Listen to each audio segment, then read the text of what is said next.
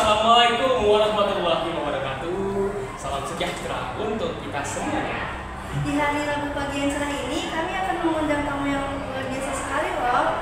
Ya betul, di sini kami akan mengundang yang terhormat Bapak Kepala Sekolah SMP Negeri 31 Kota Bekasi, Bapak Suharyanto SPD MPD, dan juga Bapak Dani Omnia SPD selaku Wakil Kepala Sekolah Bidang Siswa. Baik, Bapak gimana nih kabar Bapak hari ini, Pak? Alhamdulillah sehat. Alhamdulillah. Untuk Pak Dani? Juga. Sama ya, alhamdulillah. Pak, sekarang ini kan banyak sekali anak-anak remaja yang melakukan hal-hal buruk pastinya. Pasti Bapak Dani dan juga Bapak Kepala Sekolah sudah tidak asing lah dengan istilah kenakalan remaja, Pak. Kalau dari pendapat Bapak Kepala Sekolah sendiri, kenakalan remaja kan semakin hari itu pastinya semakin meningkat, Bapak. Adakah faktor-faktor yang bisa mempengaruhi pasti peningkatan dari kenakalan remaja? Ya, terima kasih. Assalamualaikum warahmatullahi wabarakatuh. Selamat pagi, salam sejahtera untuk kita semua. Yang saya hormati Bapak Dani Omnia selaku Bapak Kesiswaan, terus Ananda Boston, Ananda Patul, ya itu. Sebelum Bapak menjawab pertanyaan dari Ananda Weston, Bapak akan sedikit menyampaikan masalah kenakalan remaja. Kenakalan remaja pada saat ini memang dari dulu dari kenakalan remaja, apa itu kenakalan yang melanggar hukum dan biasa saja itu biasanya dilakukan oleh para remaja. Ya contohnya kalau tidak melanggar hukum, contohnya ya mengganggu temannya yang membutuhkan dompet, coret-coret buku itu ya itu tidak melanggar hukum. Tetapi yang melanggar hukum sudah ketindak kriminal, contohnya perkelahian antar pelajar, terus menyebarkan ya film-film porno atau asusila, terus narkoba, ya itu. Nah tadi ada pertanyaan dari Ananda Boston, faktor apa saja sih yang menyebabkan kenakalan remaja?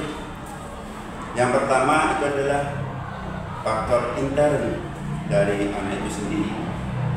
Faktor intern apa saja yang menyebabkan kenakalan faktor intern? Contohnya mental emosional, ya faktor mental emosional anak itu tidak terkontrol sehingga apapun yang dilakukan oleh anak itu terhadap teman-temannya, ya teman sebaya, ya tingkat SMP contohnya, ya itu sudah mengejar remaja, ya itu.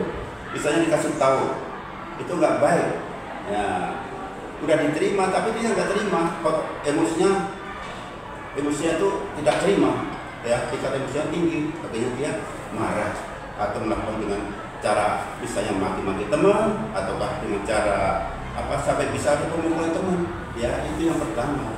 Yang kedua yaitu faktor merasa rendah diri. Merasa rendah diri, kenapa merasa rendah diri? Ya, kalau di sekolah biasanya kan anak-anak itu kan ada tingkat IQ-nya tinggi sampai IQ rendah. Pada saat dia itu menerima pelajaran, ya, mungkin atau kurang fokus, memang IQ-nya sampai di situ. Sehingga misalnya ada ulangan, nilainya semakin jelek terus, ya kan? Jelek terus. Nanti bisa teman-temannya itu, ya nilainya kok kecil. Nah, contohnya kan bully. Ya kenapa? Merasa rendah diri tadi itu menimbulkan dia emosi.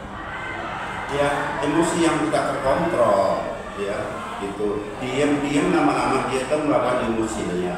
Kenapa rendah diri dengan nilai yang didapat kok ulangannya nggak nyampe 6, di bawah 5.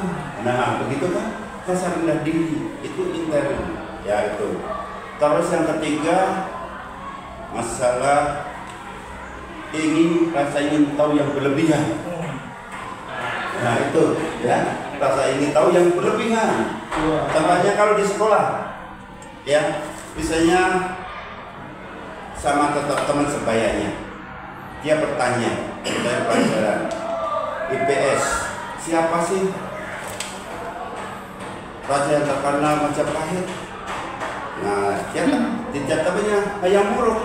Nah, tadinya itu, oh bukan, padahal temannya itu udah benar jawabnya, tapi dia puas, yang tinggi. Ya, katanya kayak olahraga Pak Dani. Pak Dani contohnya mengajar basket. Bagaimana cara menjaga yang baik? Posisi kaki, posisi tangan, pandangan, bagaimana posisi bola? Bola itu ditepak atau dipanggulkan, ya ditahan, atau bagaimana? Padahal menjelaskan sudah jelas, benar-benar. Tapi dia cepat tanya, kan kesel akhirnya, gitu kan? Kesel dia yang ditanyakan kesel, sehingga tuh emosinya akan timbul, itu dari intern. Nah, yang kedua faktor dari luar, eksternal ya, itu eksternal itu bisa dari lingkungan keluarga. Dari lingkungan keluarga, bagaimana sih keadaan keluarganya? Harmonis enggak sih? Atau anak itu apa istilahnya Pak? Broken home Pak. Iya, broken home. Iya. Ya.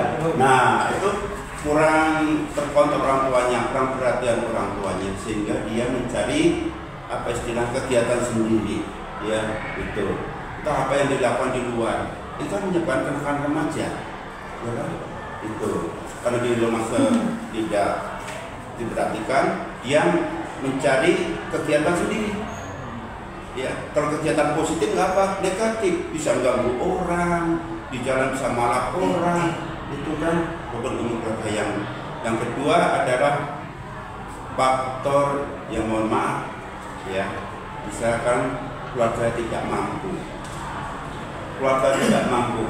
ya.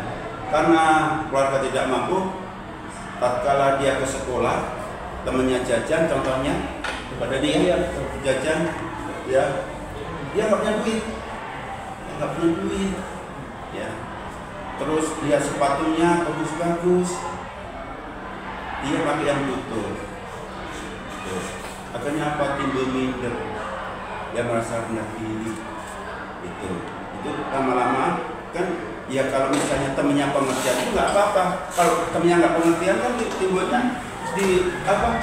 Itu diolok-olok, ya itu dikata-katain, itu percuma timbul emosi, itu ya, itu yang dari eksternal. Yang ketiga adalah media Pak. Media contohnya apa? HP. Media sosial. Iya, media sosial itu luar biasa itu. Kalau melalui televisi enggak, di televisi itu rata-rata kan positif. Kalau udah HP, ya HP ini kan istilahnya apa ya? Dipegang secara personil oleh anak-anak remaja. Di sini ada IG, FB, WA, apalagi Pak, ya kan? Itu 3 itu dulu. Nah, anak-anak sekarang kan saya ingin tahunya kan luar biasa. Apalagi di media-media, coba anak-anak ya lihat di FB. Contohnya promo masalah obat, apa yang muncul? Ya kan? Rata-rata tindakan yang asusila, rata-rata itu untuk menarik perhatian. Ya. Maka dari itu peran orang tua di rumah itu sangat diharapkan. Tolong ya orang tua yang di rumah, saat anaknya megang HP tolong dikontrol. Ya, apa sih yang dibuka? Apa yang dipelajari? Kalau itu tugas dari sekolah melalui media ya pembelajaran HP itu bagus. Contohnya Google Form, ya itu Google Form itu nanti bisa dikerjakan guru memberikan aplikasi, dalam aplikasi anak-anak bisa mengerjakan melalui Google Form, ya itu lebih memudahkan, itu bermanfaat sekali. Terus AI itu bagus itu, ya daripada membuka-buka masalah apa ya istilahnya yang ada di media itu, masalah tawuran, masalah pokoknya ya apalagi sekarang itu politik yang luar biasa itu pengaruh terhadap remaja. Ya demo-demo yang harusnya remaja itu belajar, ya setelah ada demo ikut terpengaruh lah, itu ya itu luar biasa itu media ini, ya itu. Ya mungkin aja dari Bapak, ya dilanjutkan silakan.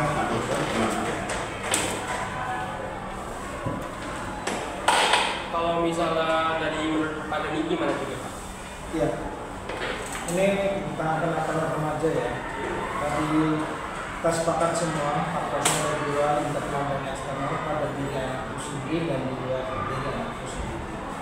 Betul, kenakalan remaja itu bukan hal yang baru, tapi jenisnya terus beragam sampai mengikuti zaman. Karena sudah disinggung oleh Bapak Kapolsek, orang media sosial luar biasa sekali. Nah, terkait dengan apa sih yang sudah diupayakan sekolah untuk mencegah dan penanganan tentang kenakalan remaja? Motif anak melakukan kenakalan dari internal biasanya ada kebutuhan yang belum terpenuhi. Biasanya kebutuhan kasih sayang, perhatian, kebutuhan ingin dihargai, karena di rumah sudah dicaci maki terus. Akhirnya dia di sini pengen berkuasa, yang jadi terus. Iya.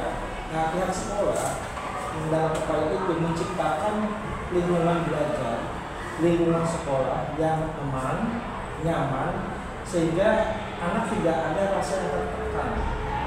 Membuat suasana yang nyaman, aman itu kan membuat anak itu secara psikologis merasa tenang hatinya.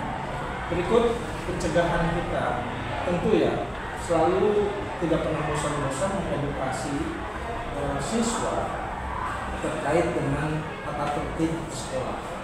Karena tata tertib dan kesepakatan yang sudah kita bangun itu komitmen siswa untuk berperilaku sesuai dengan yang ada di tata tertib tersebut.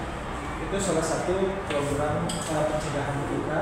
Selanjutnya kita juga mendatangkan ya dari segi edukatif ya, mendatangkan ahli-ahli pakar-pakar yang bisa berbagi pengetahuan terkait permasalahan kenakalan remaja. Seperti yang ya kalian tahu sendiri ya, tentang dokter, bagaimana sih tentang remaja, tentang HIPAIS, tentang dan aditif. Nah, itu untuk pencegahannya ya.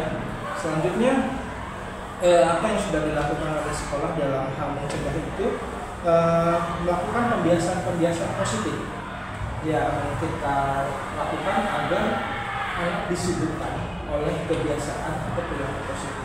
Biasanya kenakalan remaja muncul karena dia itu kelebihan energi dan tidak bisa menyalurkannya.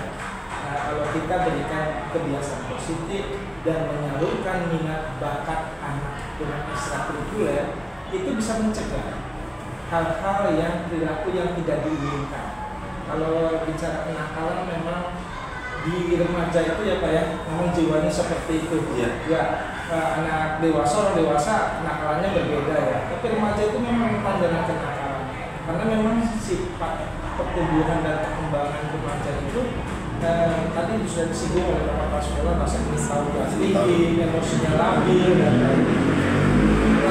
Itu tentang penanganan ya, kalau hal itu sudah terjadi ya. Tentu penanganan pihak sekolah, kita kan bukan polisi, bukan hakim, bukan pakai sistem kamu salah, jatuhi hukuman 3 bulan tidak sekolah enggak. Tentu ada suatu proses yang kita jalani. Yang pertama adalah restorasi. Bagaimana berkomunikasi dengan orang tua. Kalau memang ada dua pihak berkonflik, dibicarakan dengan baik-baik, mencari solusi. Pencegahan itu SOP-nya sudah jelas. Artinya kita semangat bukan menghukum, tapi semangat anak itu kalau mendapatkan masalah dia bisa menarik pembelajaran dari sana. Mungkin itu. Oke Bapak. Baik, terima kasih atas pendapatnya dari Bapak Suharyanto dan juga Bapak Dani. Berdasarkan pengalaman dari Bapak Suharyanto dan Bapak Dani, bagaimana cara Bapak memandang kenakalan remaja? Apakah ini masalah disiplin individu atau pada hal yang lain? Ke Bapak Pak, ke Bapak Suharyanto. Ya. Ya, pendekatan itu pendekatan secara edukatif dan positif ya. Itu suportif, bukan hukuman. Itu ya, itu pertanyaan yang bagus ya itu. Jadi untuk kenakalan remaja ini ya, kita lihat dari sudut pandang ya, kenakalan itu bisa dirubah menjadi yang positif. Seperti tadi sudah dikatakan, dengan cara apa? Yaitu dengan cara mengadakan berbagai kegiatan untuk menyalurkan hobi. yaitu dengan adanya ekstrakurikuler. Minat bakat. Iya, minat dan bakat. Nah di situ cara pandangnya untuk mengatasi anak-anak yang melakukan kenakalan remaja, ya itu tanyai hobinya apa sih, itu ya potensinya apa, hobinya apa. Nah kalau dia hobinya bermain voli, arahkan ke situ, terus kita pun coba, ya supaya tidak terulang lagi. Kenapa? Dengan adanya kesibukan yang positif itu kan anak-anak nanti bisa berkembang, ya udah lupa apa yang dilakukan untuk menunjukkan orang lain, diri sendiri dan orang lain disalurkan menjadi hobi, ya itu yang paling tepat ya untuk mengatasi anak-anak yang mengalami kenakalan remaja. Itu ya. Nanti ada lagi. Baik, terima kasih Bapak. Untuk Bapak Dhani, bagaimana cara Bapak mengatasi siswa yang melakukan kenakalan? Terus itu harus diberikan sanksi Pak atau teguran? Karena kalau misalnya udah dikasih kayak di pendekatan gitu, tapi dia tetap nggak mau Pak. Iya, ini suatu pertanyaan baru sekali ya. Ini kalau udah dikasih treatment kok atau berubah atau dikasih hukuman lagi ya begini ya, kita harus lihat kembali faktor dia melakukan itu apa. Misalkan dia selalu dipengaruhi oleh pergaulan anak lain di luar sekolah kita yang selalu mengajak tawuran. Awalnya dia ikut-ikutan.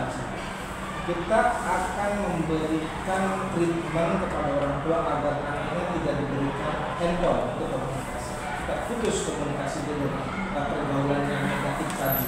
Harus tegas. Memang kalau tidak ada kerjasama yang baik antara sekolah, orang tua dan siswa itu sendiri, itu sulit. Tapi kembali lagi kepada pihak sekolah, tentu ada porsinya. Ya, kalau anak melakukan hukuman ini yang ringan, sedang dan berat, itu akan mendapatkan treatment yang berbeda-beda.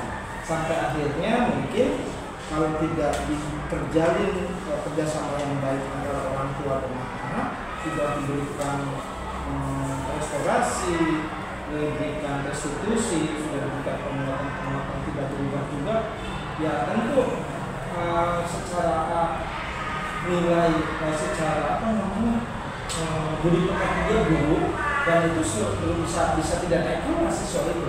Kalau dia tidak memiliki budi pekerti yang baik, artinya akhlaknya bisa cek, atau dia bisa tinggal kelas.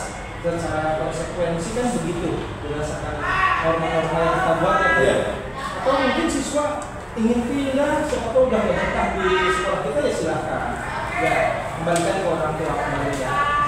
Demi kebaikan dia ingin diputus mata rantai pergaulannya, ingin jauh dari rumah yang sekarang, ya silakan. Kita tidak pernah memberikan pengetahuan anak ya. Kalau mana ada masalah yang besar, kita selalu melakukan kerjasama antara BK dan guru yang akan ada namanya sidang kasus ya. Ini itulah kerjasama antara komponen-komponen yang ada di sekolah. Jadi untuk menanggulangi masalah tersebut kita perlu ada kerjasama dari semua pihak. Oh pasti ya, pasti.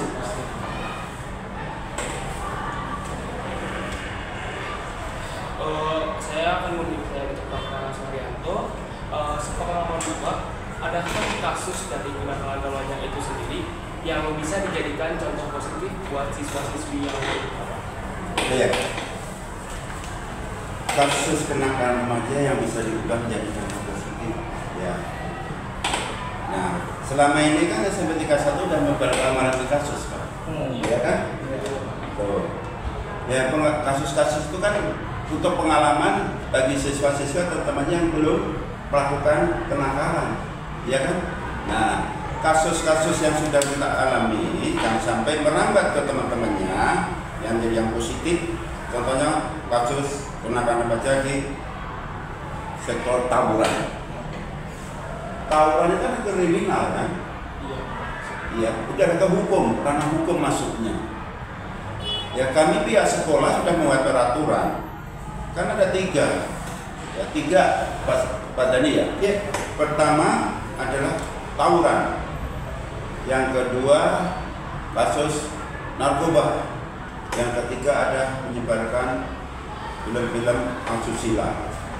Ya, konsekuensinya kami selaku kepala sekolah membuat peraturan dipindahkan atau dikeluarkan dengan tidak hormat. Kalau tidak mau akan dilanjutkan ke pihak yang berwajib, karena itu ada kesalahan-kesalahan yang fatal, Pak. Ya kan? Fatal itu kalau tawuran, apalagi sudah membawa sajam dan bentuk pelewang, ya itu, ya itu sangat berat sekali hukumannya, ya itu konsekuensinya yaitu dikeluarkan atau pindah sekolah atau kita serahkan yang berwajib. Ya, itu jadi pengalaman yang positif bagi teman-temannya yang belum melakukan, Pak. Iya kan? Itu jadi positif. Efektif ya Pak? Efektif, itu paling efektif sendiri itu. Jadi anak-anak itu saya tidak akan melakukan seperti itu.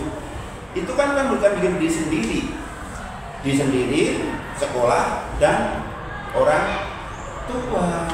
Iya kan? Iya, itu. Nah, maka konsepnya seperti itu. Jadi teman-teman yang belum melakukan kenakalan remaja, melakukan hal-hal yang melanggar hukum yang sangat berat itu kan, ya istilah berpikir lagi. Saya tidak akan melakukan tawuran. Saya tidak akan melakukan istilahnya pengedaran narkoba atau narkotika. Saya tidak akan menyebarkan film-film asusila. Nah, itu kan memang itu dilarang. Ya itu. Ya. Terus begini, contoh lagi. Untuk mengubah menjadi yang positif, kita sendiri setiap hari Jumat kita mengadakan ini apa Pak? Tadarus ya. Pedoman bukti pekerti ya. Rokris ya. Jadi semua ya baik itu yang muslim non muslim semua ada di 31. Ya kan? Iya. Itu untuk menumbuhkan berikan bukti pekerti yang tadinya melakukan pelanggaran dengan adanya penubuhan bukti pekerti, dia tidak akan mengulangi lagi. Untuk seluruh kelas 8 dan kelas 9, waktunya untuk membersihkan kelas masing-masing. Mohon maaf ini ya, setelah itu nanti gangguan di luar. setelah dulu tadi. Sekarang waktunya membersihkan kelas masing-masing dan akan dinilai lagi.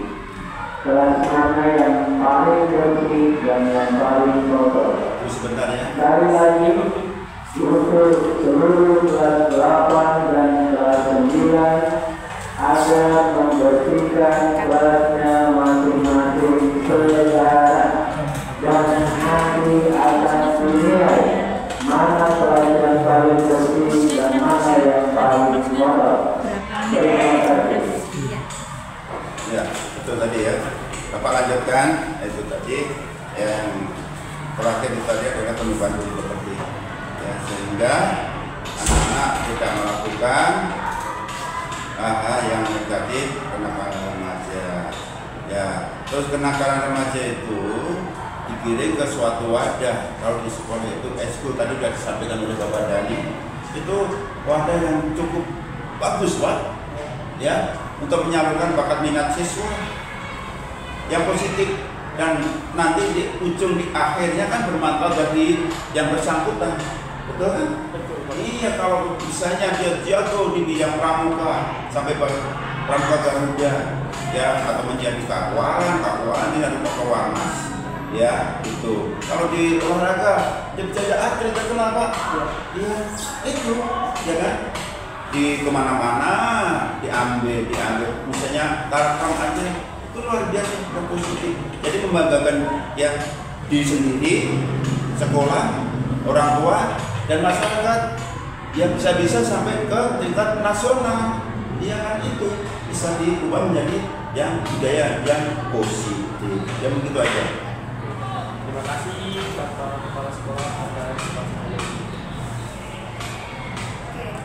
Bapak, saat ini juga media sosial kan dapat menjadi ruang perilaku remaja untuk mengekspresikan dirinya, Pak. Jika yang diekspresikan bersifat dalam kategori negatif, menurut Bapak seberapa besar pengaruh terhadap kenakalan di lingkungan sekolahnya, Pak? Bapak atau Pak Dani? Oh ya. Medis akan jadi prioritas untuk memastikan dirinya, ya gitu.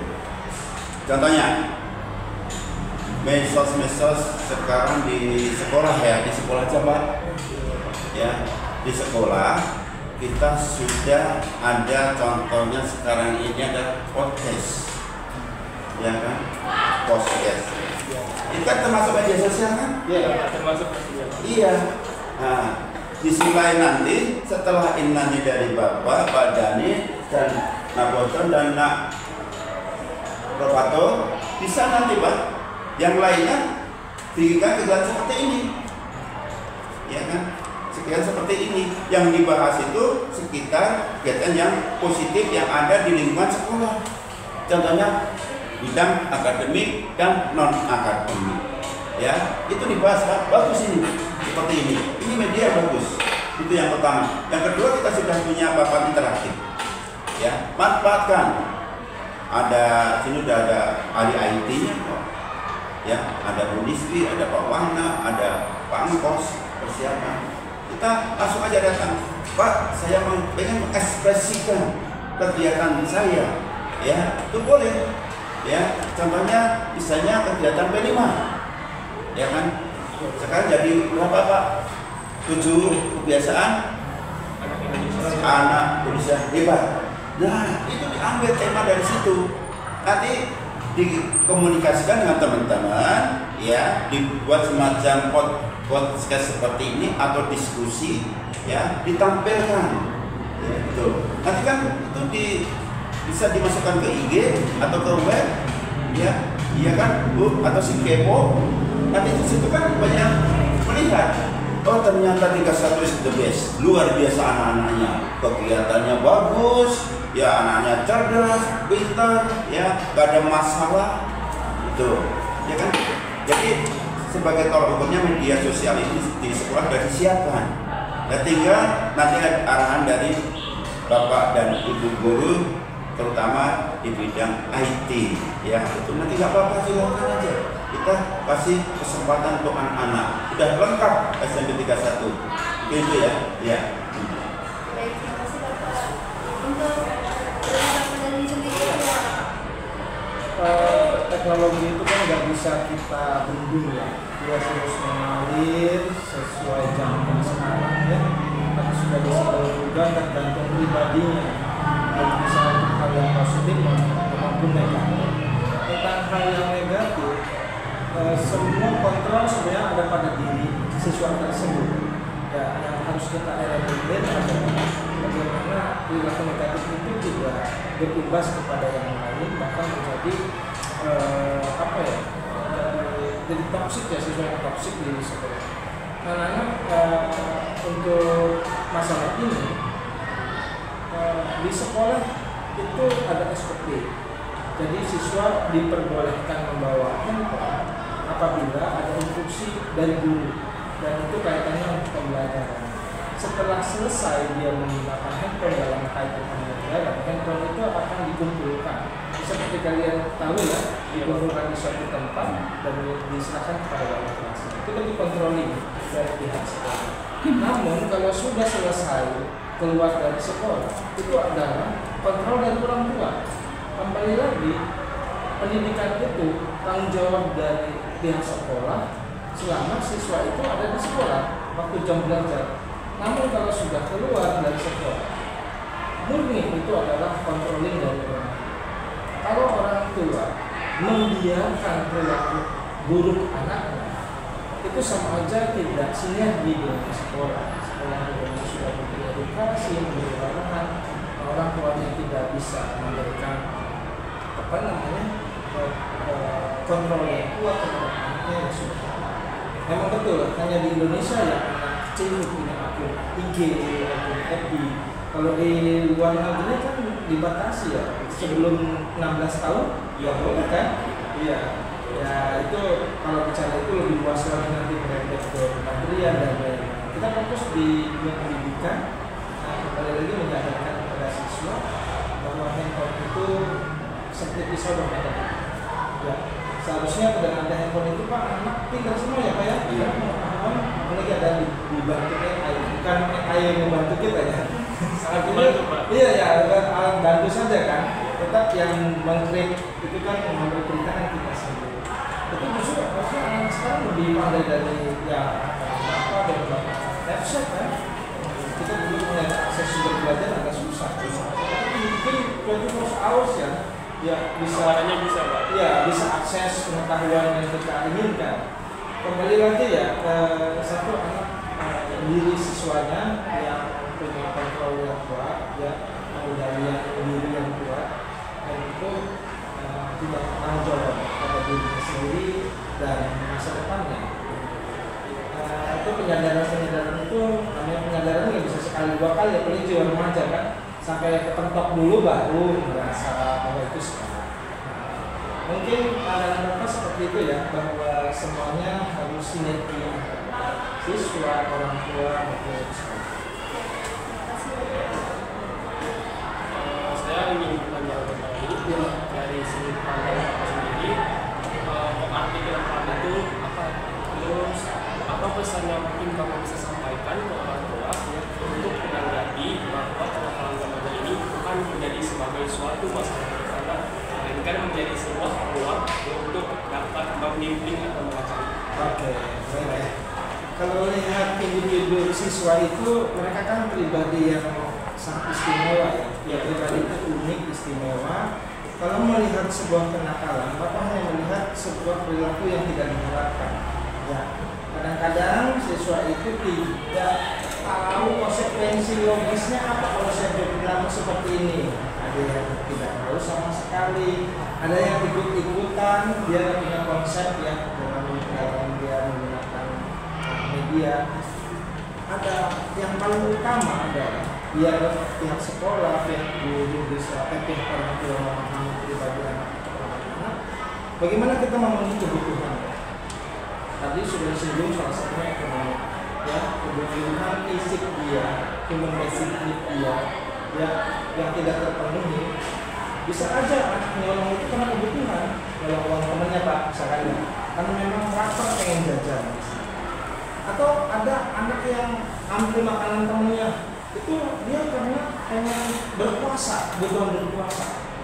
Ya, supaya ditakutin sama teman yang lain, dia sholatnya aja membuli dan lain-lain. Nah, kebutuhan itu bisa dipenuhi dengan diarahkan pada hal positif. Misalkan, ya diberi tanggung jawab yang seperti itu.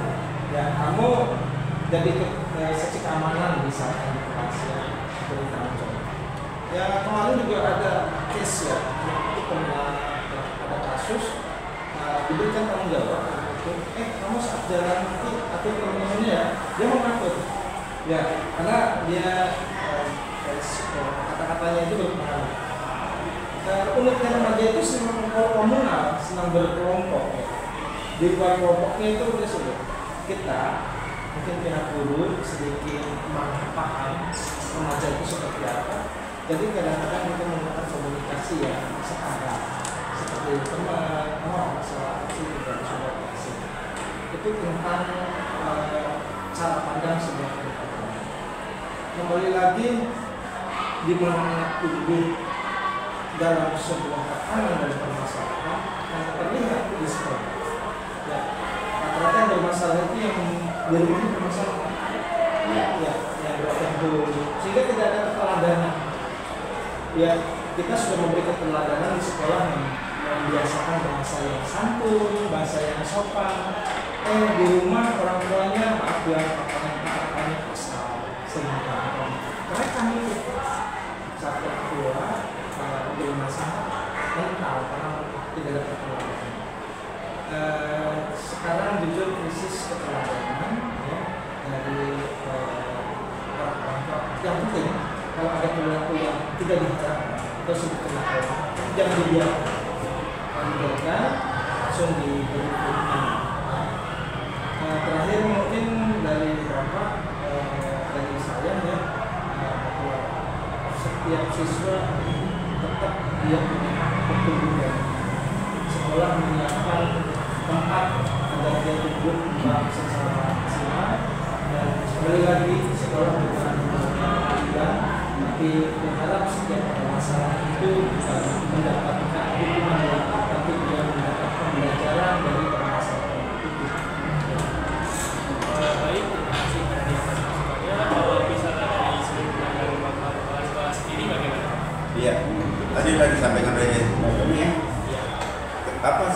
kenakalan remaja, yaitu kenakalan remaja itu yang dilakukan remaja yang melanggar norma-norma sosial, hukum, dan di masyarakat.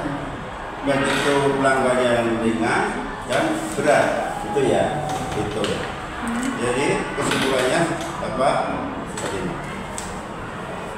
Kesimpulan yang kita ambil pada siang hari ini, untuk mengantisipasi kenakalan remaja itu harus melibatkan berbagai pihak, antara orang tua, sekolah, berangkat misalnya dari RT, RW, kelurahan, camat, atau aparat kepolisian yang berwajib, Pak. Stakeholder yang ada harus terlibat semua, ya kan, untuk mengantisipasi. Jangan sampai ya kenakalan remaja itu berlarut. Kalau sudah stakeholder ini bisa bekerja sama, bisa untuk mengantisipasi kenakalan saja, Pak. Ya, tuh. Biar sekolah pun juga tidak begitu saja menyerahkan pada pihak-pihak yang berwajib. Kita juga akan berusaha dengan maksimal. Ya, kita sudah melaksanakan kegiatan-kegiatan yang positif.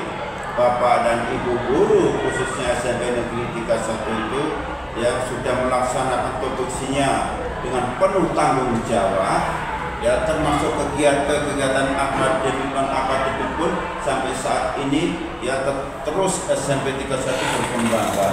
Ya, terima kasih juga Pak Dani, juga terima kasih sama pengurus juga yang luar biasa yang membantu ya Nektis ya Negeri 31. Meskipun kita di ujung kota Bekasi yang berbatasan dengan kota Bogor, Cilengsi itu kabupaten ya Pak ya? Iya, dan Bogor Pak. Iya, ya. Kita tuh kan luar biasa. Ya, momen-momen event tertentu kita ikut, ya kan? Udah kayak kemarin, Bapak bangga Paskib juara umum, yang pialanya sampai bisa 2,5 meter tinggian piala sama Bapak. Iya. Terus karate juara 1 ya, tingkat apa Pak?